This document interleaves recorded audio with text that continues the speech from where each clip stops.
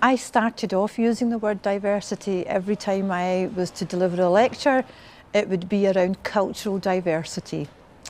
And I wondered whether I did that because it was safe, it was comfortable to use the word diversity, but actually I have now started, I have a dislike to the word now, and I think diversity is too flowery, it's too soft, and I think it doesn't actually get the message across. And I think when institutions start to use terms like diversity, are we in danger perhaps, I don't know, of losing the critical edge of issues around social justice and equality? So actually when I now deliver a lecture to the students in my institution, I will actually not actually talk about diversity. I'll say I'm going to talk to you about white privilege and whiteness theory. But you know, they're fantastic. What they're showing me is that there is a real thirst. Students want, when they engage with this topic, it's difficult at first because they really are digging deep into who they are as a person and how their own identity plays out in their day-to-day interactions with young people. And it's that not seeing nature, I guess.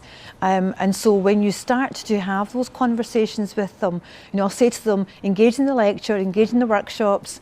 I've got a reading online for you to look at and have a read. When you come back next week, we'll have some very safe conversations. And they're wonderful, they take it up and they're eager to learn. And it's just, I think they need more of it. But I suppose there's so much to learn. But I fundamentally believe that if we want a curriculum which is all about equality, and it's interesting because I attended a lecture by a Finnish scholar who said that, you know, I was wondering why Scotland called it curriculum for excellence and not curriculum for equity, because it's through equity that we achieve excellence. And we are born into a racist society. All of us have this, by the way. Me too. You know, we all have it because our country has this history of white supremacy and racism and imperialism. So if we want to decode that, dismantle it, decolonize it, we have to name it and shame it and actually work out what these institutions are and how they work. Unconscious bias is part of institutionalized patterns of discrimination. We have to look at the institutions, try to dismantle them a bit and actually move on from it because we're tackling the problem directly and naming it honestly and having an honest discussion about it. This applies obviously across all discriminations. But I wanted to sort of really finish my remarks by saying this, my own experience, I suppose. I'm very confident that the future of Scotland will be a very non-racial and anti-racist country because we are grappling with rejecting an imperialist British viewpoint of what a nation is and what it can be. We're rejecting an ethnocentric definition of what that nation is. We're setting an example of civic nationalism and inclusion, which means that we have a national identity which is going to be different. It's not going to be what it is now. We're preparing a future where people can define a Scots person non-racially. But for that to be possible, the reality of the inequality economically in the labour market, you know, I look at my own council, we have 15% BME people in the city, but only have less than 3% in the workforce. That cannot be right. There's institutional mechanisms for stopping people getting work in my local authority. Hi, my name is Nikki Rios and I am one of your SNP nominated candidates for the West of Scotland regional list. And today I'm asking you to consider giving me your highest preference vote. I ask this because I have dedicated the last few years fighting for social justice, equality and fairness all across Scotland during the independence referendum campaign, working with groups such as Women for Independence, Scots Asians for Yes, and representing Yes Scotland all across the country. The same woman, of course, who believes that funding for Gaelic in Scotland discriminates against Muslims because she is a Muslim. A former SNP Holyrood candidate has claimed anti-Muslim racism seeping into Scottish education because language policies treat ethnic minorities as inferior to white Scots. Not Scots, white Scots, suggesting, as I've said before, opens the doorway to Asian Scots or black Scots, etc., eroding the fact that Scottish people are a people in and of themselves. However, Nikki Rios is an academic of the University of the West of Scotland and said Gaelic was promoted and given millions of pounds in a ring-fest public funding while the traditional languages of non-white groups were sidelined in school. Imagine that, funding for the indigenous language. And that's bad, that's a problem here in Rainbow Unicorn Lands. So she, like the other two I played at the beginning of this video, two of which are so-called anti-racist experts in the academic world, and the one in the middle, Mr. Graham Anti-White Campbell, he's an SNP councillor who seems to have a bit of a vengeance problem when it comes to white people. Let's to pretend he's Scottish, just as Scottish as I am, while he stands there in Jamaican gear with an English accent. You know, but whatever. So the reason that I'm making this video is thanks to the YouTube channel No Chance. He gave me a shout out, and I very much appreciate that. I have not seen such a bump in subscribers since the 5 years I've had my channel. But with that, there's some things that I'd like to bring more attention to that people may not necessarily have seen because my channel got no views for the longest time. I mean, YouTube's algorithm and whatnot. And that is the anti-racist educator, quote unquote. The hard left, what seems to be Marxist infiltration of our education system. They came out with some new resources not too long ago. And sadly, I can't download them because to do so you have to send an email for them to then send you whatever it is you're trying to download. And let's be honest, the likelihood of getting an email back from these people is next to nil. The chances are these are reserved for schools and whatnot. I don't think they're going to just give this out to any old Joe blog. But I can go through a bit of this. I can go through a bit of their websites purely to give a bit of context, give people a bit of an idea of the what I would consider danger that these people present. So this is their latest resources for 2020. We have, first of all, the Windrush 2020 resource. In fact, no, before I do that, I'm going to show what these people are all about, what they believe, you know. So it says here, based in Scotland, the Anti-Racist Educator is a collective of educational stakeholders, including students, teachers, parents, academics, quote, quote, and activists. You mean activists and activists. Working toward building an education system that is equitable. So, you know, it's already starting to creep out, this socialist slash Marxist, commie, whatever. Free from racial injustice, okay. Critically engaged, critical being an imperative word in and around this, these speeches, if you will. Critical race theory, critical whiteness theory, critical blackness theory, perpetrate racism. But be it implicit, explicit, interpersonal, internalized, institutional, or structural, comes the power to intentionally dismantle those racial hierarchies, right? The racist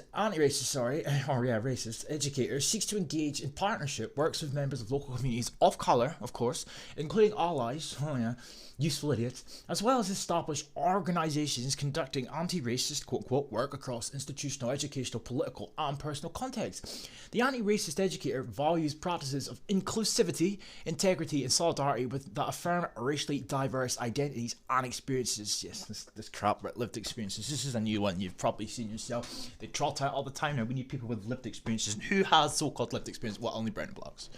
You know, it's just the new code word now. They don't need to say too many whites in here. They just say we need people with lived experience. You know, because they're brown and black. They know what life's all about because they're brown and black. You know. Anyway, it says here that the anti-racist, quote-unquote, educator aims to work in responsive and affirming ways that include respect and value a variety of lived racial experiences of anti-discrimination in accessible ways. And it says here, critically, the anti-racist educator adopts an understanding of race and racism as intrinsic to issues of social, culture and institutional power across its intersections with faith, gender, sexuality, immigration and citizenship, age and so on. The anti-racist educator recognises that identities are fluid and bound to context, requiring critical engagement with the broad range of both minority racial identities and whiteness and the racial position of power. So their goals are to work with educators to develop critical cultural response pedagogies, raise educators' racial literacy by making critical understandings of race, of course, critical race theory, whiteness, white race doesn't exist, it's whiteness, we're white man bad, that type of thing. We racialised all the minorities. You know, we created race ourselves. Anti-racism more accessible, make it more accessible. Address explicit and implicit racial violence against racialized minorities in education. Racial violence, yes, shut the fuck up. I mean, I have lost count how many racially motivated attacks, violently speaking, in the last month against white people from your precious little oppressed minorities. Not seen very much the other way around though. But of course, what are we referring to when they talk about violence? Well, that could literally mean anything, because microaggressions, I would consider that. Or they would consider that violence, I presume. Looking at them funny, I don't know. Farting in their presence, I don't know at this point, because everything is microaggressions, everything is racist. Everything is racist that we do. Everything is considered violence, everything is considered oppression, everything is considered discrimination. You can't win with these people, and the people that have given them the breadcrumbs that they so desperately desired have allowed these people to get a foothold in the education system, and now they are infiltrating it. And this is the problem here. And it's not just them. There's the EIS website as well, which is the biggest teacher union in Scotland. And they're pumping out the anti-racist bollocks as well. So it says here, to value, share and construct different forms of knowledge and understanding of power, identity and privilege, of course, by providing safe spaces for people of colour, of course, because they're so snowflakery. They need safe spaces to be away from the evil white man. Of course, this is beautiful. A sustainable platform for people of colour in education to share perspectives, knowledge and practice, and establish part of the anti-racism landscape in Scotland, an autonomous member-led organisation. Oh, that's cute. And we've got here some of the co-founders. My name is Melina. I teach English in secondary school in Scotland, and I am an avid anti-racist activist. With a particular interest in academic research, I'm currently a member of the Reframing Race programme by the Runnymede Trust. I completed my MED dissertation in anti-racism and Scottish education policy, and I received a scholarship to visit the USA and explore racial dialogue. A lot of my anti-racist activism also stems from my involvement in the Scottish and British trade union movement. It has given me opportunities to engage with racial matters in education and society. All of the above experiences feed into my contribution to this platform. That's not what you call it. I'm an early career primary teacher called Hashim, based in Glasgow. My energy for anti-racist activism and research come from both my experiences of being Muslim and from a Pakistani family, the hardship, and seeing the structures of racism persist in wider society. Define them. Thinking about where our Nike trackies come from, who gets space to speak, and what constitutes refined culture are things often on my mind. Where our Nike trackies come from. China, presumably? That's something I don't know. I'm also trying to write poetry, may share with willing souls. Nah, you're quite fucking alright.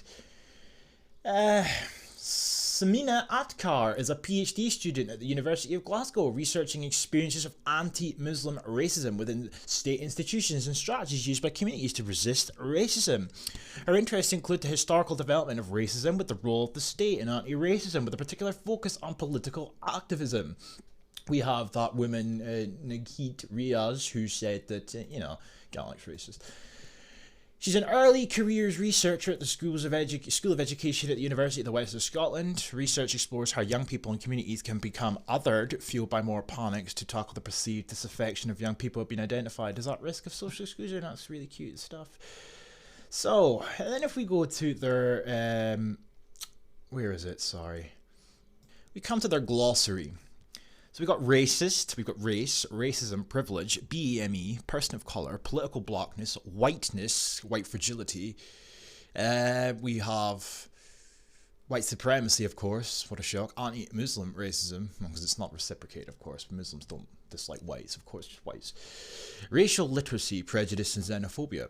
I mean, it's remarkable when you go through these things. So if we click on whiteness, for example, it says, in our anti-racist work, white people refers to a socially constructed identity based on skin colour. Rather than an identity, whiteness is a racial discourse that privileges white people and that asserts white people as the norm. Whiteness is reflected in the people's thoughts, actions, and in the functions, outcomes of institutions and systems. This means that white people can disassociate from whiteness when they commit to anti-racism. It's just madness. I mean, white is just an umbrella term for European people. We're European. Essentially, that's where we all originate from. This part of the world. You know, they're trying to deconstruct an umbrella term. Doesn't change who we fucking are. Anyway, let's go on another one, just because that one's just boring. White fragility or racism. Let's go on white fragility. And then I'll go on the resources. Robin DiAngelo, the blatant Jew, coined the term white fragility to describe the state in which even a minimum amount of racial stress becomes intolerable for white people, triggering a range of defensive moves. You know what's brilliant about this effing bullshit? All this crap about white fragility? It's like we are lab rats, and we're being experimented on, and we're being observed from every angle. Lab rats in a fucking zoo. You know, everything we say, everything we do, it's classified as something, whether it's unconscious bias, which doesn't make sense, subconscious, or white fragility in this case. And of course, they've got the descriptions for why that's the case. Even our own preferences are classified as racism. You know, our in-group preferences, that's racist, but it's okay for everybody else. You know, but it becomes intolerable. Our racial stress becomes intolerable for white people when even a minimum amount reaches our brain. You know, that's just remarkable, because I don't see us tearing down streets and burning buildings down for all of the white people that have been killed by blacks and Muslims over the years in the last 3 weeks. How many white people have been assaulted to the near death's door by black people in particular? You don't see us doing all these things. Oh, no. We're not the ones screaming and crying about how oppressed we are because we didn't get a job and a disparity proves somehow that I'm oppressed. I could go on. The list is endless of the countless examples of how fucking preposterous and how hypocritical these wankers are for spewing out this shit. And as for Robin DiAngelo, the blatant Jew, hello fellow white people, the cliche speaks for itself. You know, white fragility manifests itself through outward display of emotions such as anger, fear and guilt. And what the fuck do you call it then when blacks act out because a black guy called George Floyd died, for example? This is the latest one, you know. What was that about? It wasn't racially motivated, didn't stop them though, did it? Behaviours such as argumentation, silence and leaving the stress-inducing situation. She explains that in Western countries, white people are almost always racially comfortable. They rarely feel isolated because of their skin colour. Because it's our fucking countries! You would feel the exact same way, or the anti-racist experts quote-unquote would, in their own countries, but they come to Scotland and complain it's too white. They come to Scotland and demand that things change in order for them to feel comfortable. Is that not fragility? They come to Scotland and make toolkits and publications targeting specifically our children, white boys in particular, because they are the root of all our problems apparently. They're going to grow up to be misogynistic, homophobic, transphobic, rampant rapists with racism on top to boot. You fucking people, man. So anyway, to finish this off, school resources. Windrush Day, of course. Yay! Woo, let's celebrate. It's been celebrated in the UK Monday. It's the perfect time to explore the stories of Caribbean people who were called by the British government to rebuild the country. Even though the people here didn't particularly want it to occur, it did anyway. And it's not like these people were actually required, because if you do any form of research, you will come to find that there was hundreds of thousands of white people, children as well, sent to Australia and so on. My grandfather's father was almost sent to Australia. Sadly, my granddad's dead now, so I can't refresh my memory as to how that didn't come to fruition, but it almost did. Anyway, these school resources were created by a second-generation Black Caribbean woman, of course, called Genevieve, and you can download them here, which I can't. Then we have Black Lives Matter and Anti-Blackness in English. The PowerPoint presentation was created for secondary pupils living in Scotland during the Black Lives Matter movement in 2020. As an English teacher, Melina, the same one as before, felt the need to help her pupils make the connection between Black Lives Matter and the English curriculum. This introduction draws on concepts of critical literacy and decolonising the curriculum in an accessible way. Teachers should be encouraged to follow this up with the study of some Black British poetry. Template letter to Scottish schools inviting them to adopt an anti-racist culture, or curriculum, sorry. Thank you to Haley Raw for creating this template, yada yada. And then we have Black Lives Matter 2020, what can pupils do in Scotland? It says here the PowerPoint presentation was created for senior pupils 14 to 18 living in Scotland during the COVID-19 exaggerated pandemic and the BLM Marxist movement 2020. Following the murder of George Floyd that had nothing to do with race, many people are rightly angry because people like you and Nicola Sturgeon and the government and the mainstream media have pretended it was about race when it wasn't. I want to do something about it. And instead of telling them that they are wrong to think it was race related, instead of telling them anything that would be considered factually correct about the situation, I don't know, you come up with some fucking presentation that will take them through productive immediate actions and long-term effects. Effective anti-racism. Of course, why didn't I think of that? That is a great, productive way to rectify the wrong worldview that these people, according to you, currently have. While prioritising the self-care of black peoples. Oh, we need to prioritise the self-care of black peoples over our own peoples because white man ban and the blacks are oppressed because George Floyd fucking died. Perceiving family history, an act of resistance. This is a word if you go through this, which I'll leave the link to. It's everywhere. This unit was created as an interdisciplinary learning project during the COVID-19 lockdown. Activities help young people develop closer bonds with their relatives, yada yada. They strengthen their sense of identity and gain a better understanding of the past as well as the present. But white people, this is not for you. This project is appropriate for peoples of any racial identity, but for peoples of colour, it becomes a powerful act of resistance. Of course it does.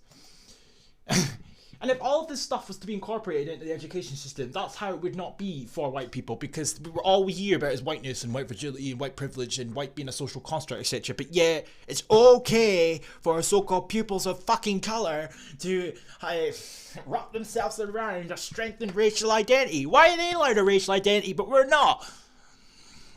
The unit can be adopted for pupils in S1 to S6, 11 to 18, oh yeah. For older pupils, this unit would be a good starting point for a reflective or creative essay for the National 5 or a higher portfolio. This unit presents other possible outcomes for younger people, even in primary school, such as designing the missing pages of a history textbook, creating a news article, writing a poem, yada yada. So anyway, you get the drift of what these people are trying to do. So I will leave these links in the description.